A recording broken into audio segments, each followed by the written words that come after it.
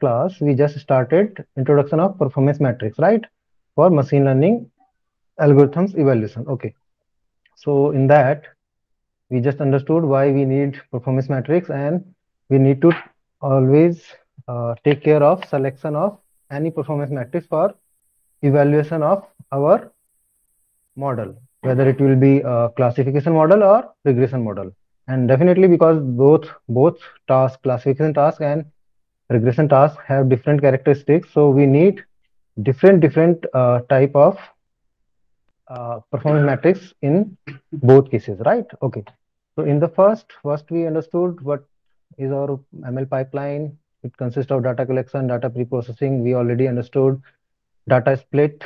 We have to split our data into train set and test set, and after splitting, we are going to we are going to train our model on train set, and after evaluating on the train set, we may come up with the best model for our task, whether it is classification or regression task, right? So in that category, okay, these are different. Okay, so in case of regression problem, we have these many performance metrics: mean absolute error, mean squared error, r squared error, right? And in performance metrics for classification problem, we have classification accuracy, confusion matrix, classification report, F1 score, and area under the curve, area under the ROC curve, right? Receiver operating curve. Okay, in out of these, main main matrix is confusion matrix. Once we got our confusion matrix correct, we can calculate classification report, F1 score, AUC by using confusion matrix, right? So every performance matrix for classification are dependent on confusion matrix, right? Okay. Then we come up with performance matrix for regression, right? Okay. We just started mean absolute error. Okay. So in mean absolute error, what it is, we already discussed it. For example, if you have original output as y and y hat as predicted output, then when calculating MAI, mean absolute error, that means what you are doing, you are simply calculating each data point, distance of each data point from best fit line, which has come up with your applied model, right? And after applying model, you got your best fit line. After best fit line, you will calculate the distance of each data point and try to minimize these MAI. So formula for MAI is 1 upon n summation of y minus y hat, right? So which we have calculated. For example, let's say we have applied two models. For KNN, we have calculated MAE as 1.6, and for SVM, for example, we have calculated MAE as 2.6. So which one is better? What do you think? Which model is better, KNN or SVM?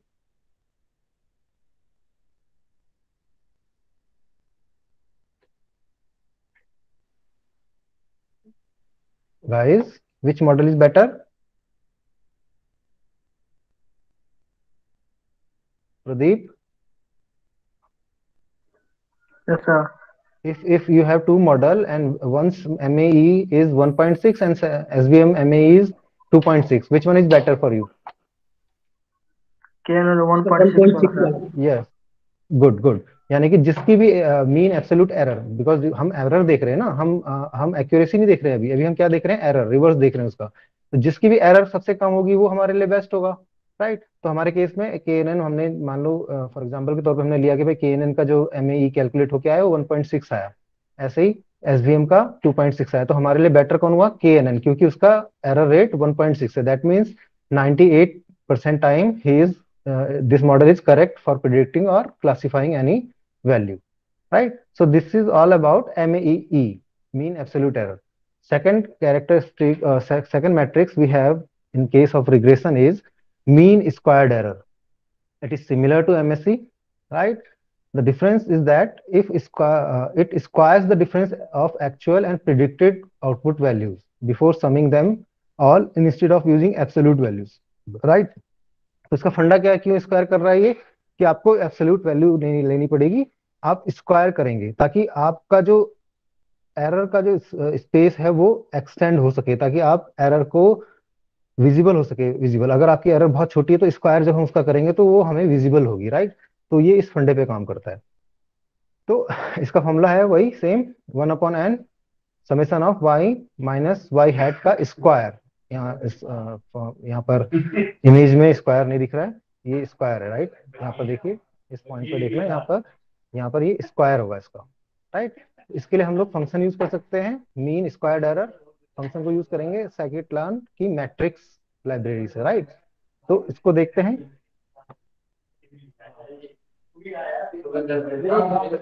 ये है, मान लो इसी example को लेते हैं और इसी पे हम लोग कैलकुलेट करते हैं, राइट। तो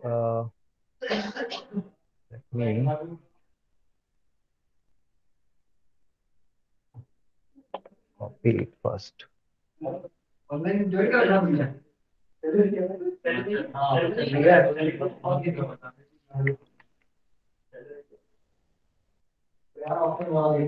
ओके, तो ये हमारा है कि भाई एक्चुअल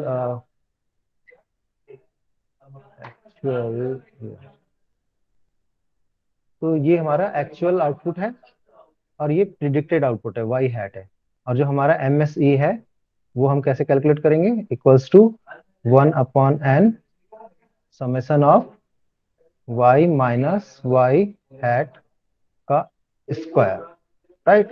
तो बजाय हम एब्सोल्यूट वैल्यू लेने के हम लोग क्या कर रहे हैं, स्क्वायर कर रहे हैं। क्यों? क्योंकि जब हम स्क्वायर करेंगे तो आप देखना जो भी नेगेटिव में होंगी, मान लो ये आपकी डैश फिट लाइन है, ये आपके डेटा पॉइंट्स हैं, कुछ नेगेटिव में है कुछ पॉजिटिव में है, तो इनका जो डिस्टेंस है, ये लेट से ये नेगेटिव है आपका, ये नेगेटिव साइड है, राइट, और ये पॉजिटिव साइड है, राइट। तो जब हम इनका स्क्वायर करेंगे तो जो भी नेगेटिव वैल्यूज हैं वो पॉजिटिव में कन्वर्ट हो जाएंगे, right. Right guys, minus x का स्क्वायर अगर करते हैं तो आपका क्या आएगा, एक्स स्क्वायर ही आएगा, और एक्स का स्क्वायर करेंगे तो भी आपका एक्स स्क्वायर ही आएगा, राइट। तो बजाय वो एब्सोल्यूट एरर फाइंड आउट करने के वो इसको स्क्वायर कर रहा है, तो उससे क्या होगा कि ये नेगेटिव वाली जो वैल्यूज हैं ये कैंसिल आउट नहीं होंगी, it will not gate cancelled out, right. For example यहाँ पर आपका ये है, तो y माइनस वाई हैट का स्क्वायर कैलकुलेट कर लो। 1 का स्क्वायर 1, 3 का स्क्वायर 9, 4 का स्क्वायर 4, 1 का square 1। So absolute MSC will be summation of these all, which one is 10, 11, 11, 15, 16, 16. So MSC will be 1/n. N is 5. 5 observations are there, and summation of y minus y hat square will be 16. So it will get 16/5. That means real near to 3 point 3.3 3.25, I think. 3 point, okay, 25, for example, 3.25. So this is how we calculate MSC, right? तो इसमें इसमें हमें बस एक benefit ये हुआ कि जहां हम एब्सोल्यूट के केस में नेगेटिव वैल्यूज को कैंसिल आउट होने से बचाने के लिए हम लोग एब्सोल्यूट वैल्यू यूज कर रहे थे, वहां हम स्क्वायर्ड एरर को यूज कर रहे हैं। अब इससे इससे एक और बेनिफिट है, एक तो आपकी चलो नेगेटिव वैल्यूज कैंसिल आउट नहीं होंगी, दूसरा लेट्स से कि अगर एरर बहुत नेग्लिजिबल है, बिल्कुल बहुत कम है, तो हम जब उसका स्क्वायर करेंगे तो वो हमारे लिए एक ऑब्जर्वेशनल हो जाएगी, हम ऑब्जर्व कर पाएंगे कि हाँ ये भी एक वैल्यू है। तो by using square method, mean square method, we can find a reasonable error rate, right? So whatever the MSC value is, lesser the MSC value means good, better the model is, right? For example, if KNN has, let's say this error was for KNN was 3.25, and let's say we have applied SVM also, we got 2.5, and we have applied random forest also, we got error rate of 4.35. So definitely by seeing these value you can say that SVM is better in this case.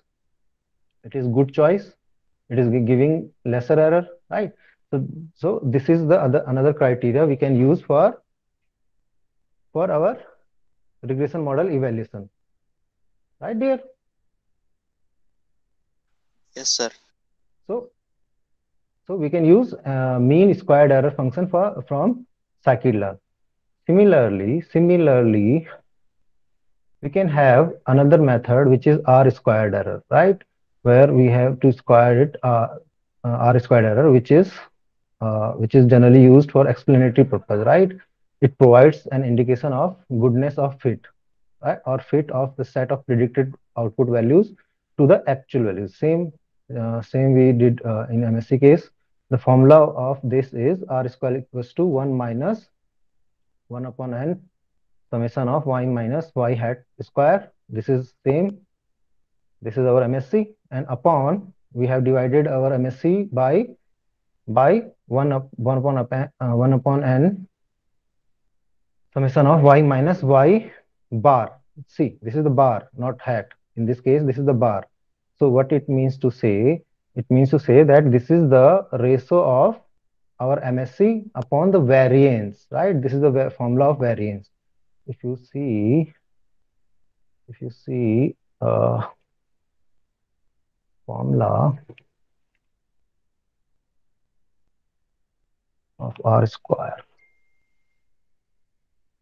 error will be represented by 1 minus MSc upon variance, right? This is the R square error, and let's put MSc value sigma y minus y hat square upon 1 upon n sigma y minus y bar, right? Bar means mean. Y हम लोग mean से difference देख रहे हैं, तो जब भी हम मीन से डिफरेंस देख रहे हैं हर एक वैल्यू का और उस पर एवरेजिंग कर रहे हैं, that is called variance of that particular feature, right? Okay, तो इस फॉर्मूले का यूज करके हम लोग कैलकुलेट कर सकते हैं कि हमारा आर स्क्वायर एरर क्या है। तो ये भी एक आपका एक अलग क्राइटेरिया हो सकता है जिससे आप चेक करेंगे कि आपका कौन सा मॉडल बेस्ट है। तो less value means better the model is, higher value means worse the model is, right? So for that we have R square function for scikit-learn matrix. See, it is written over there, numerator is MSc and the denominator is the variances in the y values, right? So we are checking the variance, we are just dividing the MSc value with the y variance, right? Variance of y. That means we are nearer, we are just simply finding out that how far our error rate is from our variance, variance of y output variable, right? So this is these three methods are used for regression problems, right? So we can have these three matrices for regression problem. Now now come to okay now come to performance metrics for classification problems, right? So classification problem, as I already said, that there are confusion matrix, classification accuracy, classification report, F1 score, and AUC, right? And all of these are dependent on confusion matrix. So confusion matrix is very important one at the time of classification ML algorithm, right? When we are going to evaluate our classification algorithms, right? So let's go one by one. Okay, first you need to know what is the confusion matrix. It is the easiest way to measure the performance of classification problem where the output can be two or more type of classes. जितनी भी आपकी classes हैं, इसको मैं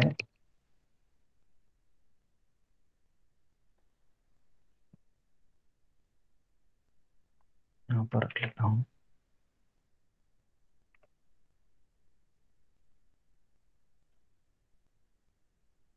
तो अब आप देते हैं इसे, ठीक है। तो कंफ्यूजन मैट्रिक्स को समझना बहुत आसान है, और इसको अगर आपको समझ में आ गया बच्चे, तो आपको क्लासिफिकेशन एक्यूरेसीज जो भी आप फाइंड आउट करते हैं, मेजर्स हैं जो आपके मैट्रिक्सेस, वो फाइंड आउट करना बहुत इजी होता है। फर्स्ट ऑफ ऑल इसको समझते हैं, ठीक है। अब मान लो ये जो आपको सामने दिख रही है क्लासिफिकेशन मैट्रिक्स, ये आपकी किसके लिए है, जब आपके पास केवल दो क्लासेस हैं, ठीक है, कि या तो वो यस है या नो है, yes for one, no for zero, right. It is representing by one and zero here, you can represent it by yes and no. That means, for example, we are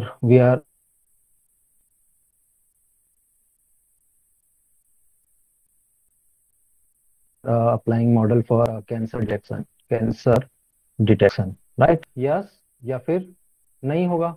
तो for example हमने yes के लिए one का use किया, yes के लिए को denote करने के लिए हमने वन का यूज किया, और नो को डिनोट करने के लिए हमने जीरो का यूज किया, राइट।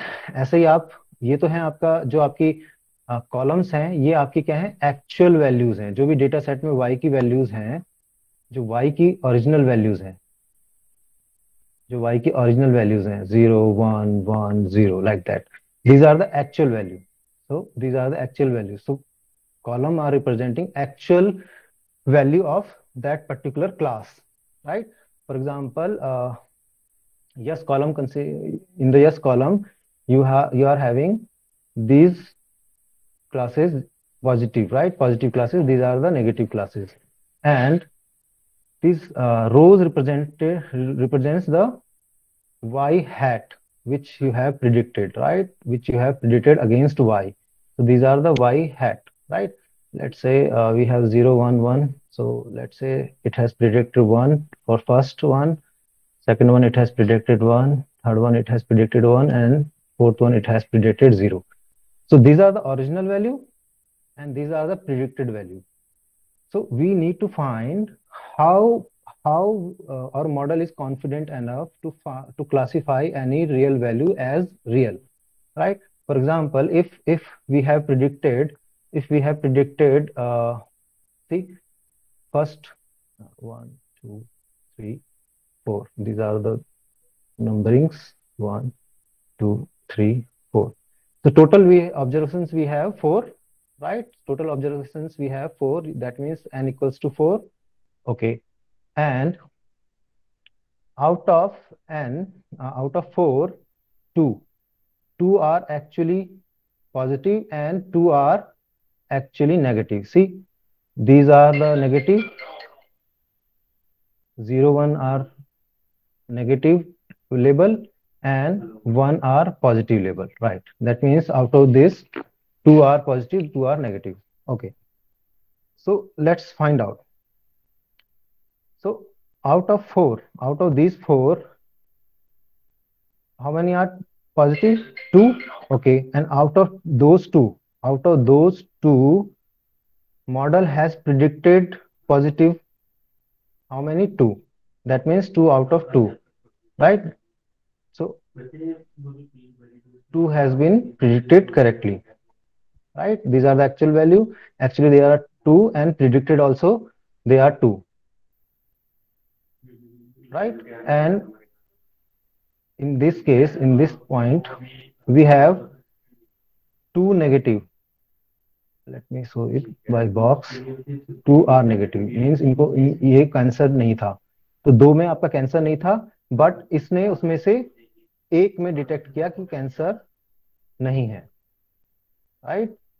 एक में इसने डिटेक्ट कर लिया कि कैंसर है, जो कि बिल्कुल गलत चीज है। अगर आपका लेबल, ओरिजिनल लेबल 0 है और उसने प्रिडिक्ट किया है 1, इसका मतलब उसको, जो कैंसरस नहीं था बंदा, उसको भी उसने कैंसर प्रिडिक्ट कर लिया, राइट? राइट, तो क्या वैल्यू आनी चाहिए बच्चे यहाँ पर? 2 नेगेटिव थे, उसमें से उसने एक को पॉजिटिव कर दिया, तो 1 value has been predicted wrongly. Total 2 positive थे, 2 नेगेटिव थे, उसमें से एक उसने प्रिडिक्ट कर लिया, पॉजिटिव, यानी कि ये हो गया उसका 1 वैल्यू यहाँ पर। Now out of this one value, out of these two, 1 value has been correctly identified. That means 1 has correctly identified, right? one has identified correctly because it is negative. It is negative and it has predicted also negative. So it is correct, right? Okay. In this case, how many are positive? Two are positive, and it has perfectly identified positive. That means zero times इसने positive को negative detect किया। इसका मतलब समझ में आ रहा है बच्चे? This is yes, this is no. अभी देखो एन का क्या था आपका? 4, टोटल 4 थे, उसमें से 2 तो जो लेवल उनका यस था तो यस को यस उसने प्रिडिक्ट किया दोनों टाइम, राइट? ऐसे ही 2 नेगेटिव थे, उसमें से एक टाइम तो उसने यस को सॉरी नो को यस प्रिडिक्ट किया इस जगह पर, और एक बार उसने करेक्टली उसको नो को नो प्रिडिक्ट किया। सो जब भी हमारे पास जो हमारे पॉजिटिव है, अगर उनको पॉजिटिव कितने जितने भी उन्होंने पॉजिटिव आइडेंटिफाई करे उसको हम कहां पर रखेंगे? इस वाले ब्लॉक में, इस वाले ब्लॉक में, right? True positive, that means 2 थे ना बच्चे? समझ में आ रहा है बच्चे? Are you getting? Yes sir. अगर इसको चेक करना हो तो हमेशा ये चेक कर लेना कि n4 है और यहाँ पर जितने भी वैल्यूज हैं अगर वो इक्वल्स टू 4 हैं, इसका मतलब आपने करेक्टली इसको आइडेंटिफाई किया, तो ठीक है। तो अभी इसको अगर और बेटर समझना है तो y और y हैट को मैं पैरेलल रख लेता हूँ, उससे ज्यादा आसान रहेगा आपको समझना।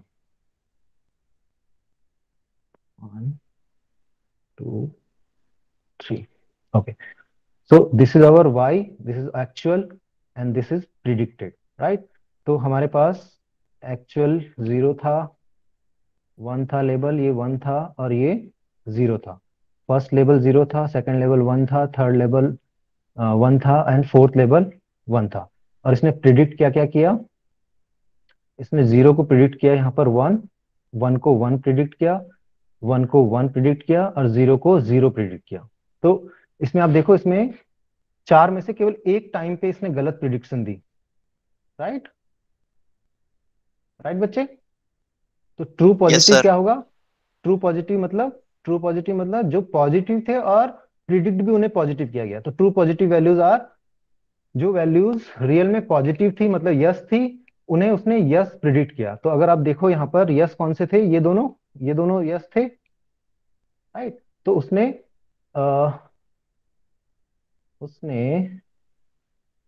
इन दोनों को देखो, यहाँ पर 4 में से 2 पॉजिटिव थे एक्चुअली और उनको एक्चुअल में पॉजिटिव प्रिडिक्ट करा है मॉडल ने, तो वो काउंट कहाँ जाएगा? ट्रू पॉजिटिव में, यानी कि वो पॉजिटिव थे और उनका प्रिडिक्शन भी पॉजिटिव है, राइट? तो वो तो हो गया 2, राइट? अब आते हैं, क्या इसने कोई ऐसा है जो पॉजिटिव था उसको नेगेटिव किया हो? नहीं। 2 पॉजिटिव, 2 के 2 पॉजिटिव प्रिडिक्ट कर लिए उसने पॉजिटिव, तो इसका मतलब 0 काउंट है यहाँ पर ट्रू नेगेटिव का, कि भाई वो पॉजिटिव था, sorry false negative. False negative मतलब जो पॉजिटिव थे बट उसने नेगेटिव डिक्लेयर करा, तो ऐसा हमारे पास कोई भी काउंट नहीं है अगर हम सामने देख पा रहे हैं तो, राइट?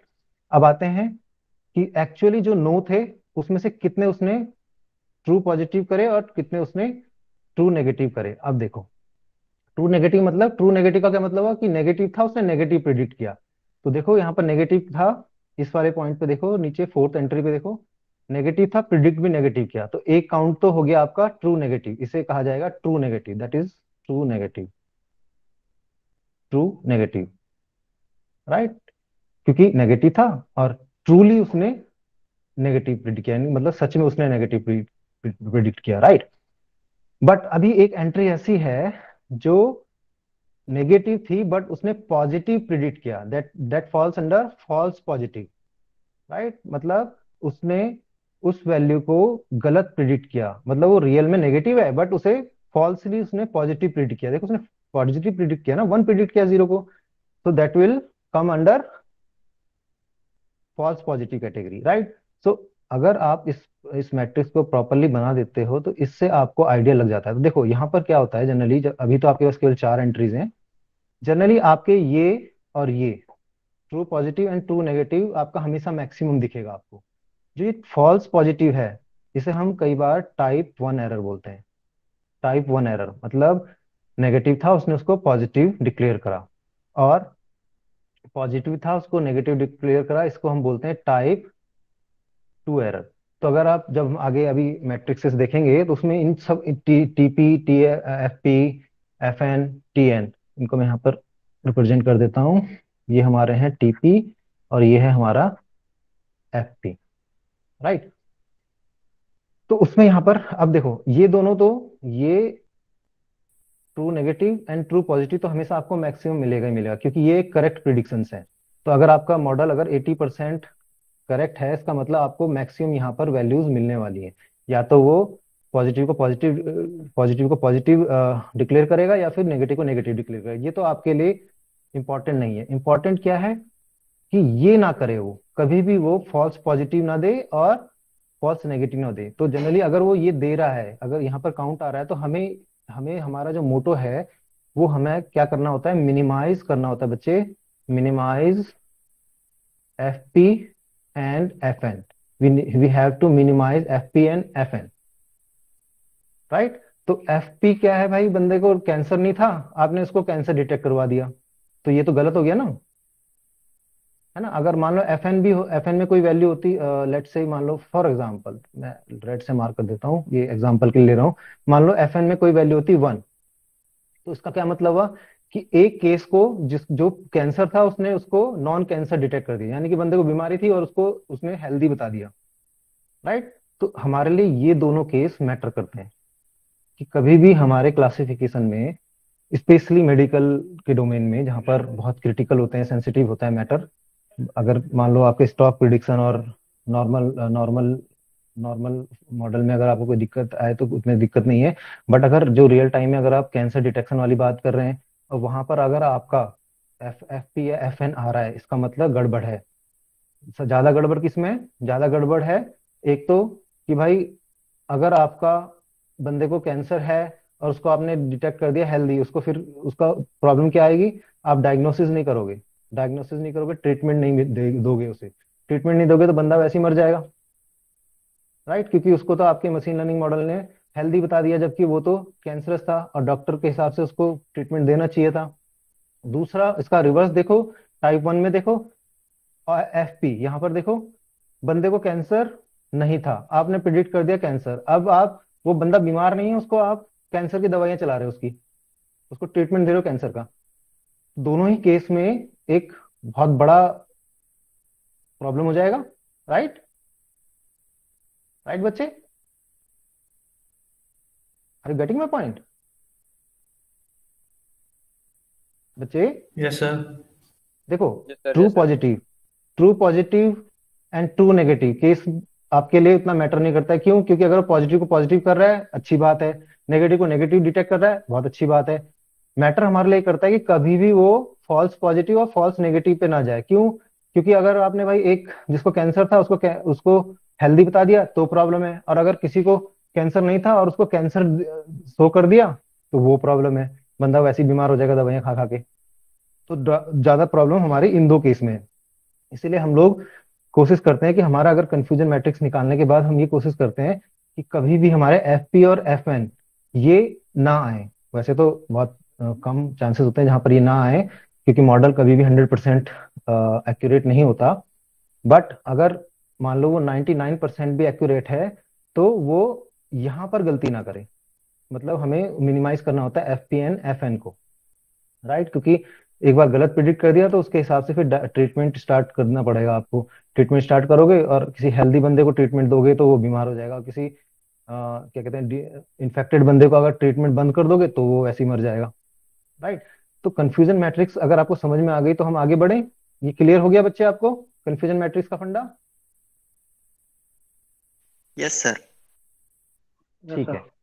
अब इसमें मेन चीज है हमारी, यहाँ पर बात आती है एक चीज और, कि आप ये चीज अप्लाई करेंगे कहाँ, कौन सी मैट्रिक्स आप यूज करेंगे।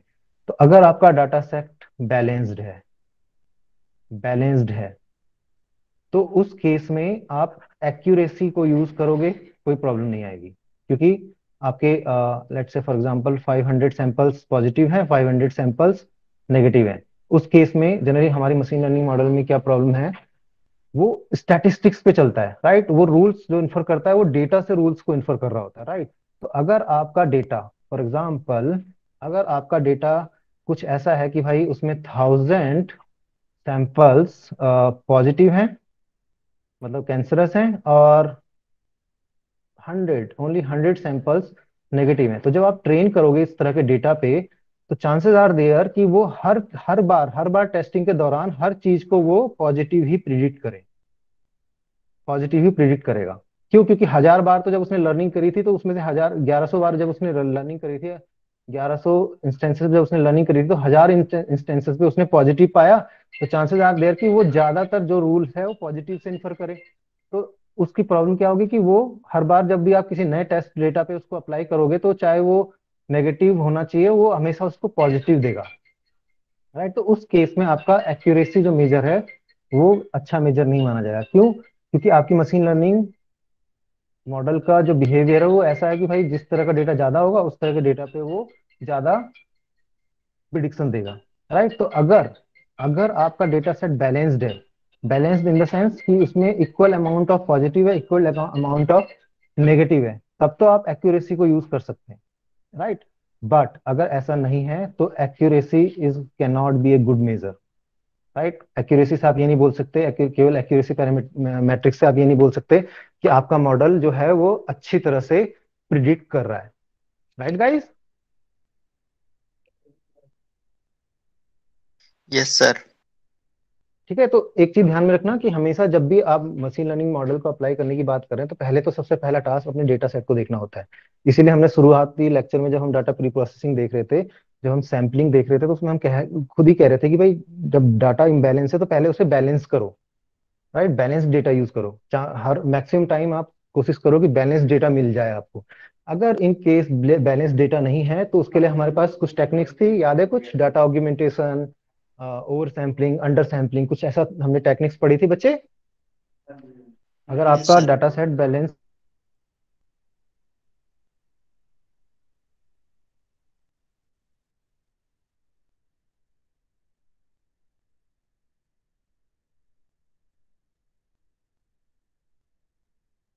नहीं है, तो हमारे पास डाटा ऑग्यूमेंटेशन का हम ज्यादातर यूज इमेज में करते हैं, जहाँ पर हम डिफरेंट डिफरेंट उसमें ज्योमेट्रिक ऑपरेशन को परफॉर्म करते हैं।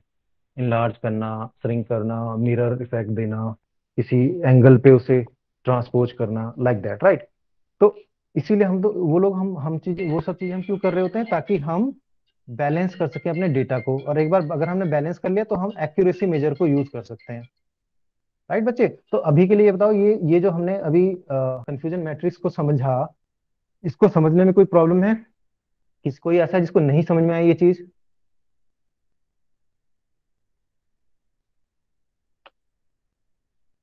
सबको समझ में आ गया बच्चे ये? Yes sir. ठीक है। Yes sir. तो इफ अगर आपको ये समझ में आ गया तो ठीक है, अभी के लिए इतना ही। बाकी नेक्स्ट क्लास में इसको कवर अप करते हैं पूरा। अब आपको अगर ये समझ में आ गया, तो आगे जितनी भी मैट्रिक्स हम इसमें पढ़ रहे हैं क्लासिफिकेशन में, वो सब इन्हीं पे, उनके फॉर्मूले सारे इन्हीं पे बेस्ड हैं। टीपी, एफपी, एफएन, टीएन, इन पे ही बेस्ड है। तो इसलिए पहले ये समझना बहुत जरूरी था। ठीक है बच्चे, अगर आपको समझ में आ गया तो दैट्स ऑल फॉर टुडे।